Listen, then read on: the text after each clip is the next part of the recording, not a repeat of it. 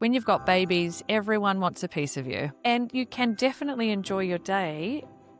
But if you get stressed or anxious around sleep, you're not going to sacrifice your own happiness and enjoyment factor for other people.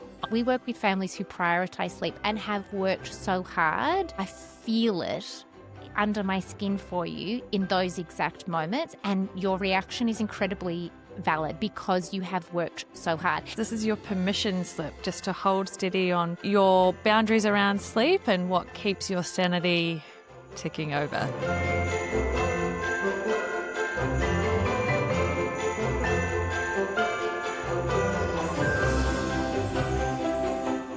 Welcome back, Nap Trappers. Hello, Beck. Hello, Sally. How are we going? Good. We are getting into the swing of things for Christmas, New Year's. Maybe some listeners are getting ready for Hanukkah. You've just had Thanksgiving. And today's episode is, we're going to give you a pep talk about how to hold boundaries if you so desire as we head into this amazing holiday season, particularly when it comes to baby sleep. Yes, this is your permission slip, I think, just to hold steady on your boundaries around sleep and what keeps your sanity ticking over. So, yeah, we're going to get stuck into it today and make sure we give you all the suggestions for how to keep sleep on track during this busy time frame. And maybe some suggestions or one-liners on what we can say to those well-meaning family members. Have you got some scripts ready for us? Because this is something you and I think it's something we probably have to always navigate, particularly when other family members have other expectations around how we should all turn up for these special events and special days. But it is something that I most certainly have had to navigate having young children. I do think it's something that gets a little bit easier, quote unquote easier, as the years go on and as you have subsequent children and you've had opportunities to flex the muscle, particularly if you are like me, in which case you are a chronic people pleaser and you want to make all of these things work, but then you are also the primary person responsible for navigating baby sleep, toddler tantrums, overnight wakings, and so boundaries suddenly start to become really important, but it can be a scary thing to uphold. So hopefully today this will be the confidence boost that you need to say, you know what? No, I am going to say we will be running late because I'd like my baby to have a nap, or thank you, but no thank you, we won't be able to attend, but we will see you the next day at such and such, if that's how you'd like to arrange your Christmas or holiday season. That's right. Because I think there's such everyone wants Christmas to be an incredible day. You know, we're really, in our minds, we're building it up, and especially when you've got small children, the magic of Christmas is abundant. You know, it's so wonderful. And grandparents and family members, they just all want to be around the smallest children because that's where that's the magic. That is the magic, and it's it's so lovely. And when you've got babies, everyone wants a piece of you. You know, and toddlers, it is magical. It is super fun, and you can definitely enjoy your day. But if you get stressed or anxious around sleep, I think to protect your day, it's really important that you enjoy your day, you know, as well. Yes. Your children are there to have a great day themselves. You're there to have fun, and the people around you are there to have fun, but you're not going to sacrifice your own happiness and enjoyment factor for other people, I don't think. There are some parents are totally happy to go with the flow, and you know, for those of you out there, awesome. You know, I would love to be one of those people who could just teach me wing your it ways. And go with the flow. Yeah, it's a really cool skill to have, and just to trust the process, and it will all be fine. And absolutely, we do talk about, and it's absolutely a valid option. Yeah, absolutely. Totally.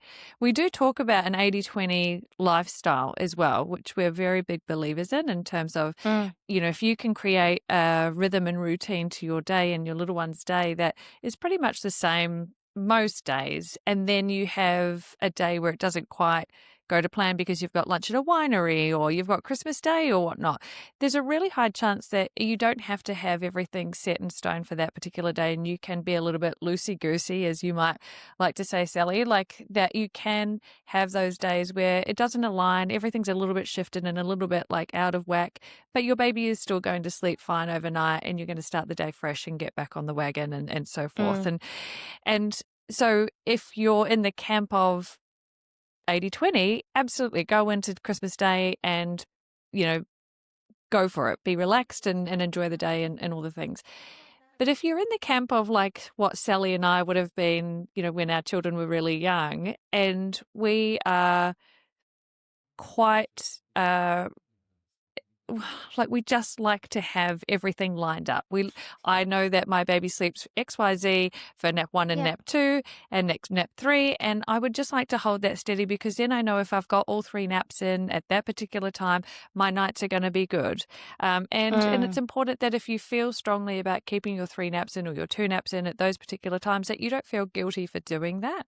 No matter what is going on around you, and the snide remarks or the, are you sure you don't want to? Or here's another Oh, drink, but they're so stay a little bit happy. longer. They Those don't look types of tired at things. all. They don't look tired. Or, we'll just set up the porta cot in the back room there and they can sleep. That would be my worst nightmare. Totally my worst nightmare. Somebody say, they'll just put them in 2 the of spare the room. strategies that I have used over the years is that one was when I had much younger babies that did need to nap, I actually hosted at my house, and so I could set the time, but it also meant that I had the cot with the dark room with the white noise, and so I knew that my baby was going to have a great nap, and then the festivities. And I thought, okay, if it's short or if someone arrives, and rings the doorbell and something happens, no problem. But I know the bulk of the nap has happened somewhat within my control. And the other thing is that I also knew that the excitement factor for my babies and toddlers meant that they actually needed that nap. And I think as generations get older and they move to maybe having grandchildren, not naming names, mother-in-laws, but they have a tendency to forget about the other side of the coin when an overtired baby then doesn't go to sleep, or an overtired toddler who's been up since 5:30 because Santa's come. Yeah. There is fallout. And yes, it is one day, but I also had to coach myself through, well, I'm the one that's up at 2 or 3 a.m. with an overtired resettle or early rising or trying to get a baby to take a nap in the carrier. I need to prioritize how that will best work for me, and that I was important in that scenario too. So Yes. by offering to host, I could then do my generous part of Christmas, but I could also make it work to my needs as well. And then also knowing that I'm a sleep consultant in the family, anyone else that also had babies knew that I had the perfect room set up. If, we were playing tag team and my baby woke up and then their baby needed to go down, that everything was sort of set up for that. The other strategy that I used to use, particularly when it was something I learnt through postnatal anxiety after my first babies. I actually had a really hard time having other people hold my baby. And this is not everyone's issue, but it was something that I personally struggled with. And so often at these events, people want to hold baby, and I absolutely understand that, but baby can be passed around from person to person to person to person. And so not only was I that person with my second baby, now keep in mind it was also a pandemic, so there was a little bit of an additional stress factor, and everything had been opened up for this first Christmas. But I let them know ahead of time that essentially you can look but not touch. but I actually wore him in a carrier from the car up, and so it sort of meant that it wasn't as easy for someone to assume I could just hand him over. Yes. So I wore him, and that meant that I felt comfortable. I had my baby on me. It soothed my postnatal anxiety around having my baby passed around and kissed and perfumes and all of that. And it was just that physical reminder as well to say, oh, she's wearing her baby. Yeah, well, that's right. There's not the access is almost Mm, denied at that point, and it's a mm. visual thing rather than a you verbalizing it. It's Yeah. really yeah.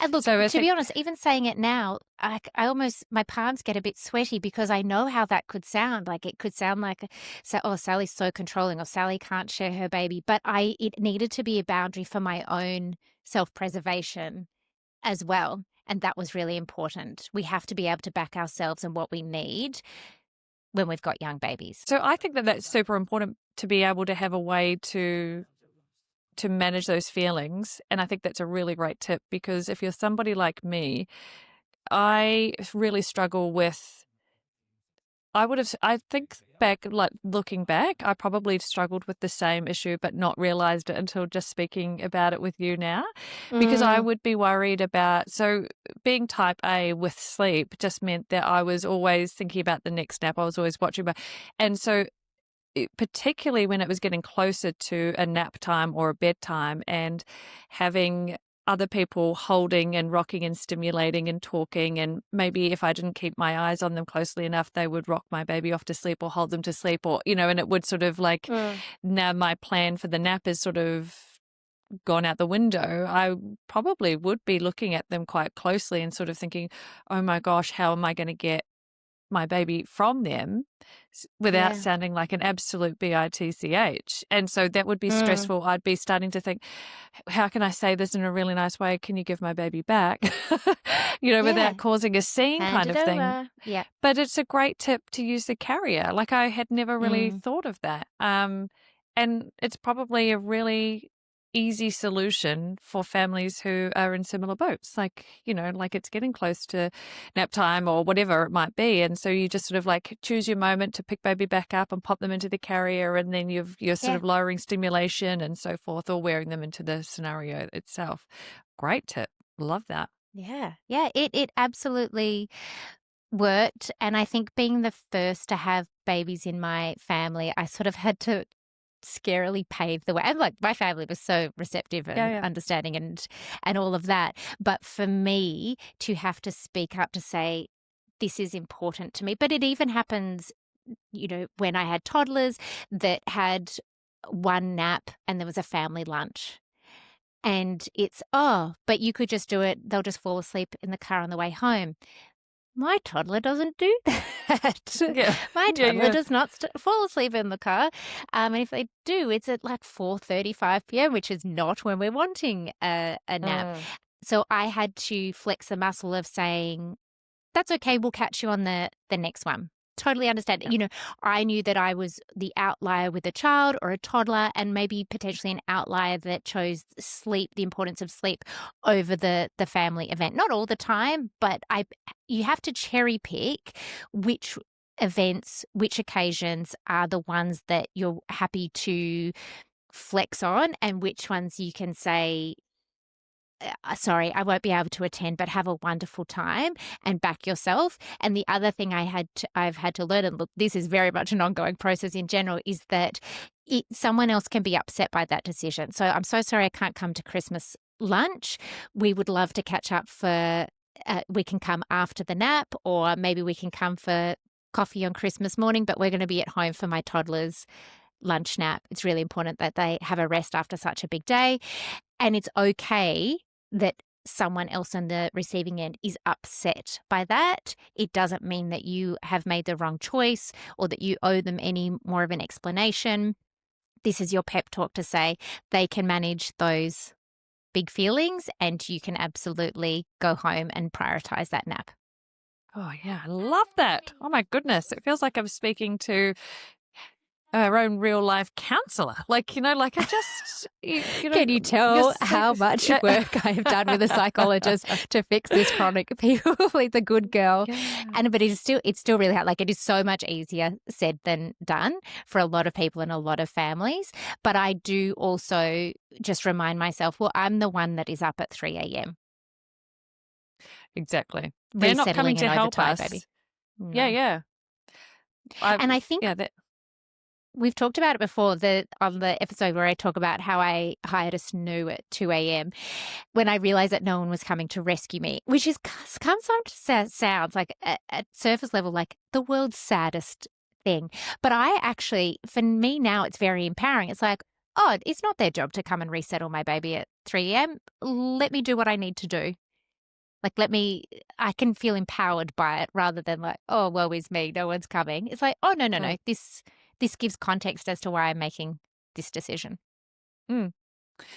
I have been in a position where lots of family members have commented on my niece and nephew's sleep. Oh Mm, gosh, they're such great sleepers. They're really great sleepers. They take their naps and they were so easy to babysit, and that sort of then led to, oh my gosh, your children are so happy, like talking about mine, when we'd go to these family mm, events you know, and the reason why they were kids that could be enjoyed you know, and they were, I'm not going to say they were well mannered, like when they're like that toddlers might be and a so stretch. forth, but, but they were certainly a lot of fun to be around. And there was, Mm, they weren't like hot messes, that were like yeah. tantruming on the ground or anything like that. And that was because my sister-in-law and we prioritized sleep so that Mm, when we did have events, we had lots of people around us saying they're so enjoyable. You've done great work with them. Like they're lovely to be around. And that is it. A lot of it is, well, there's temperament at play, but a lot of it is because they are well slept and they're well yes. rested. Yep. And we prioritize that so that everyone gets to enjoy them. And so then it made it easier eventually to be able to stand up for myself and say, actually, no, we're going to go home for the third nap or the second nap and not really bat an eyelid. So it's just like by Mm. the third child, I was really like, whatever, like you guys enjoy the kids and it's because of the hard work we put in. Yeah, yeah, So yeah. we're going You're to go welcome. home, have this nap, and then, you We'll won't regroup. see this meltdown and me Yeah. melting down at 2 o'clock in the morning because they didn't have the last nap and you're not going to be there to step in and do all the resettling. Um, so, everyone gets to enjoy your children for whatever time frame you decide, and you don't have to worry or feel bad about putting your sleep and your needs and your family's priorities ahead of somebody else's. I think Yeah, it it won't really ruin the is. magic. The magic will absolutely still Yeah. be there. In fact, dare I say, it'll be more magical when Mm. you don't feel flustered and pressured, and your baby or toddler, child, whoever it is well rested. Yeah, Plus, that's right. I almost think it's a great excuse if you want to get out of an event that you're not that keen on. Yeah. You've had enough, or you just need to tap out as well. Like it's these events and days can be so overstimulating even for the grown-ups that sometimes it's nice Yes. to be like, sorry, must retreat to rock my fully assisted baby to I know they can self-settle, but I'm pretty sure they need me to Yeah. to Yeah, rock yeah, them in the yeah. dark room with my headphones on. Take it as an excuse to just go and have some time out because you are also the magic maker. And Mm, that is not just about the day. There has been months, weeks lead up, WhatsApp groups, Amazon yeah. orders, the whole thing. So you do whatever you need to do on the day. It just made me think that I don't know if you ever experienced this, Beck, but people know that I have great sleepers, like in my family. Yeah. Surprise, surprise. People also know that my babies self-settle with very little fuss. And I remember, look, wasn't like uh, as magical as a Christmas. I went to a wake, and I needed to take my first baby, who was the best sleeper. This wake was actually it was a happy celebration of life. Oh, nice. Yeah.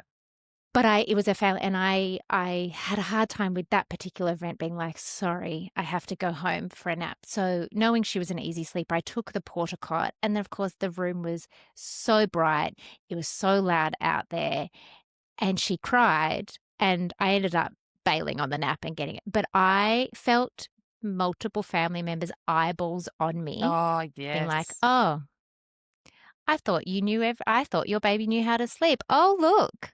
Look at the Yeah. sleep consultant whose baby doesn't sleep. And maybe that was just me internalizing it, but I felt like I had an audience, and Yeah, that yeah. is so uncomfortable. And it's those moments Yes. where your baby will not go to plan. It's when your Yeah. mother-in-law says, or Yeah. whoever, we're throwing mother-in-laws under the bus, but whoever it is, makes a comment about napping, and you're like, no, it's really important. They need to go and have a nap, and then it doesn't happen. It's like, I told you.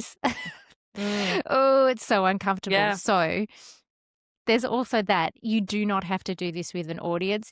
Chances are it is the day that your baby will not play ball, Mm. and you will feel eyeballs staring at you. It takes me back to an incident that I had with my mother-in-law when my first was 15 months. And Ben and I got married over in Fiji, and we had all of our friends and family and so forth around. And Dexter was on 2 naps still at this point in time. So he's having a short morning nap and a longer afternoon one. And I remember on this particular day, my mother-in-law, like it was about 12 o'clock, and he was due to have his lunch, and then he was going down for his 12:30 nap. Um, and and anyway, she begged me, "Can I please take him? Can I please take him? I'll get him off to sleep." And I was like, "Oh gosh, like I want him to have a good sleep. He just goes into the cot and he has he Mm, would sleep until 3." And then, and I was like, "Ugh, okay, but if he goes into the cot, like," and I felt, in that moment, I was like, oh God, you're yeah. being over the top, Don't be that so person, over Beck. the top. Yeah. Don't be that person. And I had the audience because I had the other family members around, sort of like, what's she going to say? What's she going to say? Yeah, yeah. Yeah. And I was like, okay, what's the worst that could happen? He always goes down, like Mm, it, anyway. famous So I last was like, words. actually, that'll be great. That'll be great. You take him. That's fine. He's about to have his lunch. Here's his lunch. And then if you want to put him in the pram, and he can, rock him off to sleep, and he'll be totally fine. Like, he's an ace at this. So I go and I relax, and then I'm sitting poolside with, friends and whatnot, having a couple of drinks. And then 1:30, I look up and I can see Dexter hanging out over the front of his stroller, being pushed around. No cover over. He's not asleep. He's on his second ice cream because Oh, mother-in-law has decided to follow lunchtime with this big ass ice cream. Like, oh my God. And so now he's sugar loaded. He hasn't fallen asleep. So my mother-in-law is really big on sweets and so forth. And so she said, "Oh, well, I'll just get him another one. He would love he'd love another ice I mean, cream." who wouldn't? And Yeah. so now he's hanging over, his eyeballs were popping out of his head. And I Oh. was like, what the hell? Like, in that moment, and like, I know I sound like such a psycho. I was like, what the hell? And I marched over to my husband and I was like, you've got to do something about this. It's 1:30. Like, Yeah. Yeah. I can't be that it's your person. problem. I can't be Intervene, that Ben. person. Because all I could think about in that moment was, okay, well, I've got dinner plans. Like, we had dinner plans booked for like 5:30. We had a babysitter looking after Dexter, like Now the you're whole going to have to get him to spiral bed. of, Yeah, yeah. yeah, But that's the mental load of this. You're the one left calculating the wake windows. You have to reverse engineer the bedtime plan. You are yeah, the one that's packed the 3 different TOG rated sleeping bags based on whether or not yes, there would have been air conditioning in your yeah. accommodation in Fiji versus not. It's not just about the nap. It's not just about the nap.